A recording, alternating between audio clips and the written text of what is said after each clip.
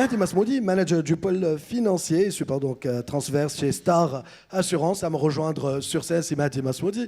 Je vais également appeler à me rejoindre sur scène, c'est Youssef Fenira, DG de l'ANETI, qui est quelque part là, voilà. Et j'appelle Norman Ben Abdelem, IBM Territory Sales Leader, donc Tunisia, Algeria and Libya. Marhaba bikoum. Allez-y. Allez, check. Marhaba bikoum. Alors, c'est un format assez spécial, justement. On va mélanger tout ce moment de l'ouaqt abdé. Par contre, je vais vous demander de me mettre 14 minutes, 14 دقيقة, parce qu'ils vont aller... non. كل واحد avait 4 minutes, donc la ميتهم هكا زدت قلت له 14 مو 12. Alors, justement, on va commencer avec vous, سي يوسف فنيرة. Donc, l'ANETI اليوم في قراءة سطحية يقول قائل l'ANETI هوني في l'entrepreneuriat. Bon, why not? Mais pour les gens qui connaissent pas, justement, l'ANETI est très impliquée اليوم في l'entrepreneuriat وعندها un réseau très important في خدمة l'entrepreneuriat في تونس, un peu partout dans le pays. Merci Wessim. L'ANETI, en fait, juridiquement, et ça on le sait très peu dans le public, est responsable de l'entrepreneuriat dans le sens où c'est l'Agence nationale pour l'emploi, et on oublie le TI, qui est le travail indépendant et qui est une forme d'entrepreneuriat. Le travail indépendant, pour ne pas dire la forme d'entrepreneuriat la plus présente en Tunisie, en sachant que 90% des sociétés en Tunisie comptent une personne. Et donc l'ANETI travaille surtout au niveau des TPE, Lyoum, avec un objectif de travailler plus largement sur les PME, etc. C'est vrai qu'au niveau communicationnel, malheureusement, on n'a pas fait défaut à tout ce qui se passe au niveau de l'État tunisien, et que malheureusement, il y a une faiblesse qu'aujourd'hui nous sommes en train de réparer avec la vision, je suis très franc, avec la vision ANETI 2030 qu'on a présentée il y a maintenant 2 mois. Et ce qu'il faut savoir, c'est qu'il y a 24 espaces entreprendre dans les 24 régions de l'ANETI, 24 espaces entreprendre qui sont quand même aujourd'hui responsables de toute la formation de la du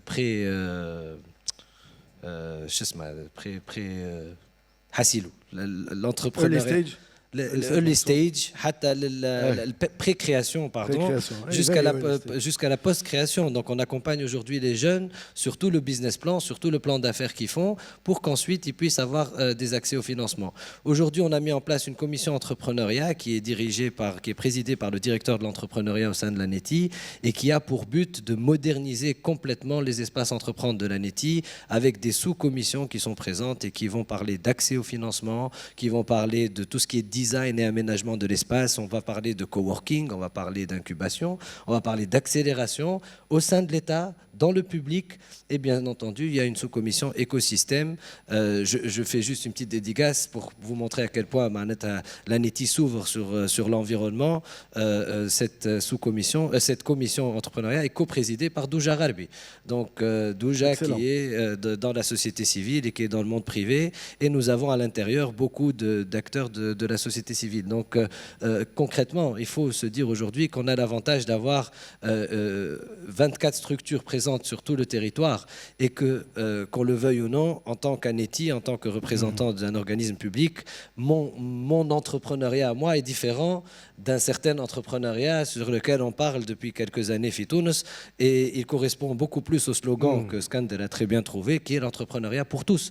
Parce que la population qui vient à Lyon dans les espaces entreprendre de l'ANETI, il faut comprendre que ce n'est pas une population qui est dans un entrepreneuriat, je dirais entre guillemets, élitiste, dans lequel on va aller chercher celui qui est le plus performant. Ce sont des gens qu'il faut aller chercher de plus loin, mais c'est une quantité qui est beaucoup, beaucoup plus grande. Et donc aujourd'hui, si je dois parler d'accès au financement, s'il y a des bailleurs de fonds et des banques qui sont présentes, je leur passerai un message très clair, c'est qu'aujourd'hui, il y a des milliers de jeunes qui viennent à l'ANETI pour entreprendre, et que ces milliers de jeunes-là sont donc une opportunité pour tout organisme de financement, s'il arrive à négocier comme il faut avec l'ANETI cet accès au financement, et qu'on puisse leur offrir des débouchés en termes d'entrepreneuriat. Et je conclus juste en disant que depuis 2 mois, nous sommes quand même parvenus à lever maintenant près de 15 millions d'euros pour la vision de l'ANETI 2030, qui aura 4 axes principaux qui seront la digitalisation complète de l'ANETI, c'est-à-dire 7 millions d'euros déjà levés,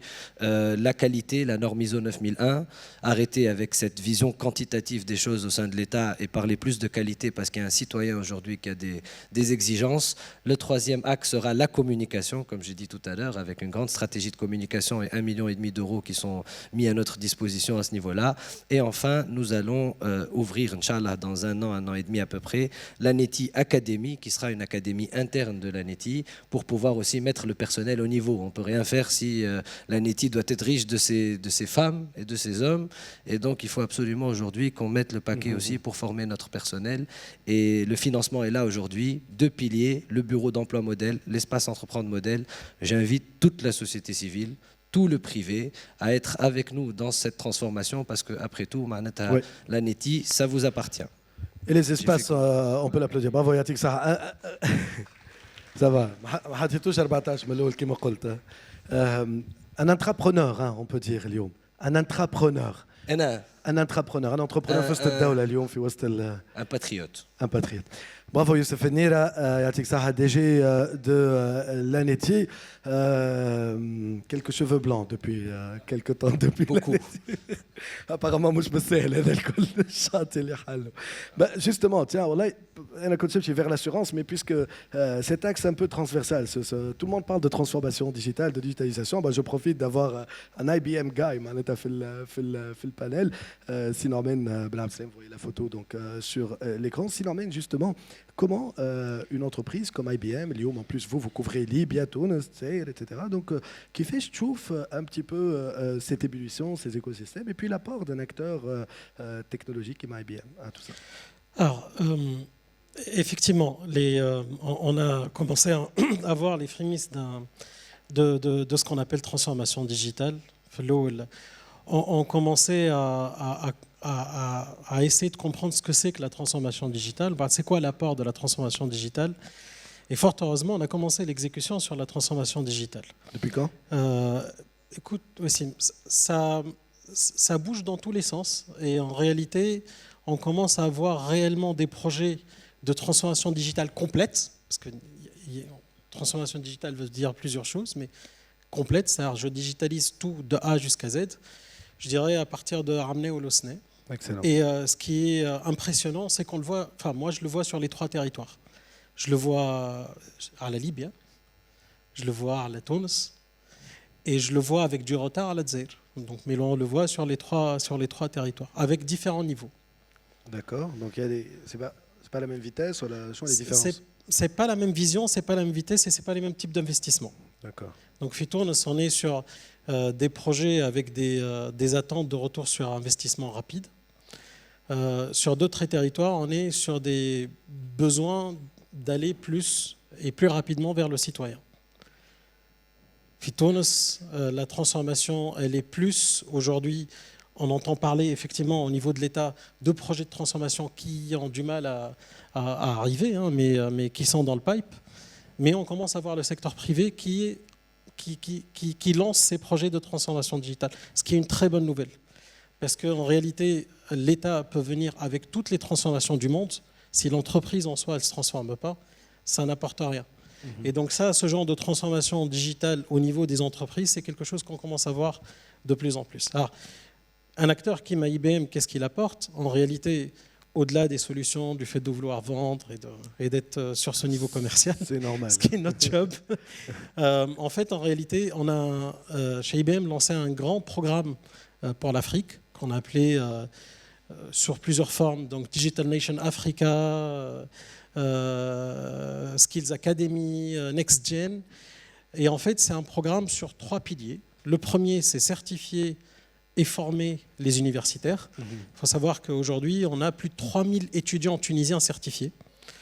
On a fait une enquête, on a plus de 80% de ces étudiants qui disent avoir décroché un premier entretien grâce au certif. Et on a un taux d'employabilité qui avoisine les 60%. Donc sur ces gens-là qui aujourd'hui se font former, et pas uniquement des IT, parce qu'on parle de data science, on parle de sécurité, mais on parle aussi de cloud computing, on parle aussi du quantum computing, on parle de ce genre de sujets avancés. Et autour de 60%, donc il y a 6 personnes sur 10 arrivent à trouver un premier embauche ou arrivent à utiliser ce qu'il a appris sur les bancs de l'université avec ces programmes-là, grâce aux formations qu'il a eues. On a un deuxième programme qu'on lance, et là c'est à large scale, et qu'on démarre en Tunisie en réalité, qui s'appelle Digital Nation Africa. Donc, Digital Nation Africa, c'est un programme à grande échelle. L'objectif, c'est d'aller chercher les gens qui ne sont pas des universitaires et qui cherchent à se reskiller pour la transformation digitale, à avoir de nouveaux métiers. Donc on parle de skill gap analysis, on parle de nouvelles formations et nouveaux trains, on parle de choses comme ça. Et ce qu'il faut savoir, c'est qu'après, on les recrute dans notre écosystème. Donc on a un autre programme qui s'appelle NextGen. Et là, on part chercher ces startups et ces gens qui cherchent à transformer pour aller justement les récupérer dans un écosystème qui tourne autour du business, de la transformation digitale et des nouveaux métiers de l'IT, je dirais. Ça, c'était un peu...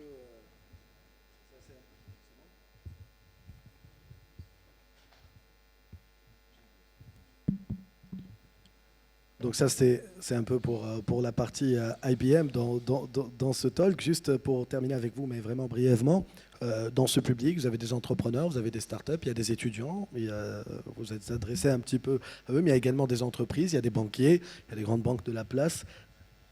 Vous leur dites quoi sur leur transformation? Comme ça me permet d'enchaîner avec la star. Écoute, je pense que... Les challenges auxquels ils font face. En fait, en réalité, les clés de la transformation, c'est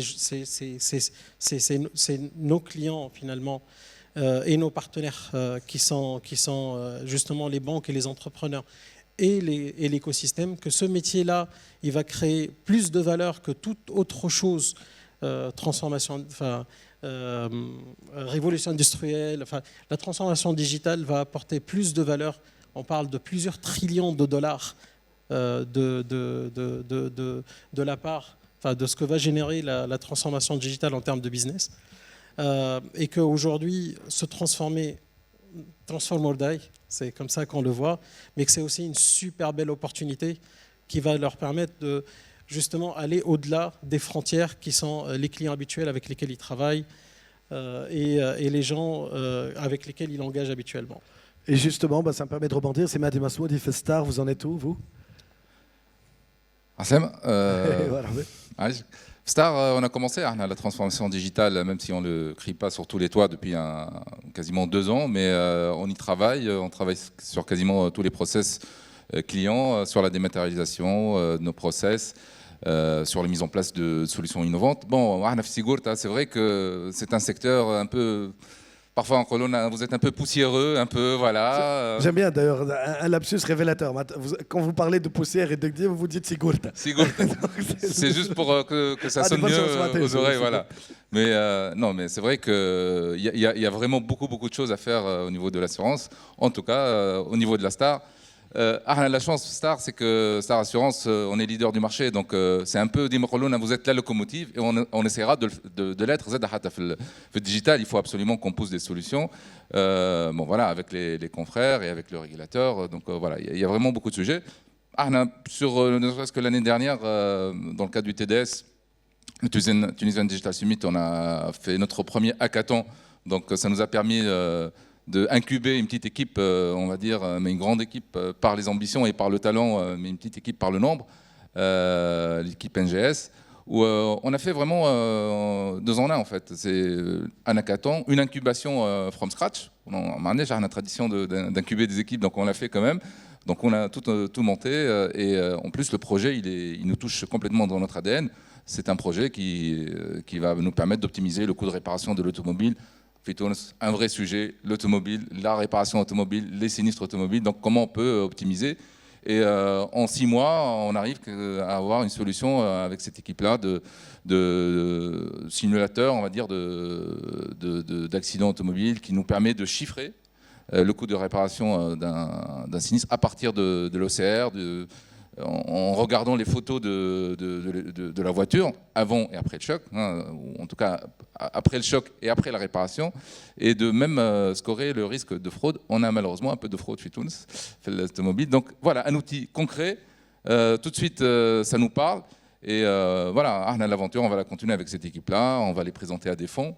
On a notre petit réseau quand même de bailleurs. On participe dans ces fonds-là. Et on va surtout, c'est un portage à la fois financier et un portage industriel, puisqu'on va les présenter aussi aux confrères, à la Fédération des assureurs. On va même essayer de les exporter le bas via notre partenaire stratégique Groupama, leader capital de la Star. Et effectivement, on va essayer de faire l'article quelque part, Fitouns ou le Bara, avec cette équipe-là. Voilà ce que je pouvais dire sur le digital. Bon, d'une façon générale, au-delà du digital, pour dire les choses, c'est que bon, parfois on a tendance à oublier que le premier rôle d'un assureur, au-delà d'assurer les risques et de couvrir effectivement les aléas, c'est surtout de financer l'économie, de participer au financement. Il n'y a pas d'économie qui a connu un essor malgré le rôle des institutionnels. Et les institutionnels, c'est avant tout... Est-ce que vous financez aujourd'hui, de près ou de loin, des startups d'une manière ou d'une autre? Alors, on finance beaucoup de PME. Hein, Lyon, via les fonds internes, en tout cas dans lesquels on participe, on a quasiment dans nos financements, dans nos lignes de financement, 35 PME, grosses, petites. On mobilise dans les 17 millions de dinars quand même sur cette poche de private equity. Et bon, voilà, il y a de l'innovation. Bon, je ne vais pas les citer, mais on finance Innova Robotics, BWCS. On finance aussi les aides à l'agriculture, l'agroalimentaire. Donc voilà, on est sur tous les secteurs, là où il y a du potentiel, où il y a de l'entrepreneuriat, et on pousse les idées, et surtout les idées innovantes qu'on voit défiler. Et voilà, on est très friands de ces idées-là. Donc dès qu'il y a un sujet, on y va. On participe bien sûr dans les comités d'investissement de ces fonds-là. Et marhaba, tout de suite. Donc bon, voilà, on est à l'écoute du marché. Et pour être complètement de l'ADN de l'assurance, il faut dire les choses. Notre rôle, on essaye de sensibiliser le marché à la protection. Un entrepreneur, c'est toujours, on va dire, un petit bourgeon. C'est très fragile à la création. Il faut que tout le monde vraiment prenne conscience de l'importance d'être bien protégé. Je ne fais pas l'article, mais c'est important. On a tendance à l'oublier. On a parfois des aléas de la vie personnelle, de la vie professionnelle, des inondations, des aléas climatiques, de la casse, etc. Donc tous les coups durs, il faut penser à s'assurer. Je ne dis pas, mais assurez-nous, assurez-vous en fait. Merci à vous trois. Merci à Sima Abdeslem, Fanira et vous, Sima Smoudi, pour ce petit chat sympathique. Merci à vous trois. Yatikum as-saha.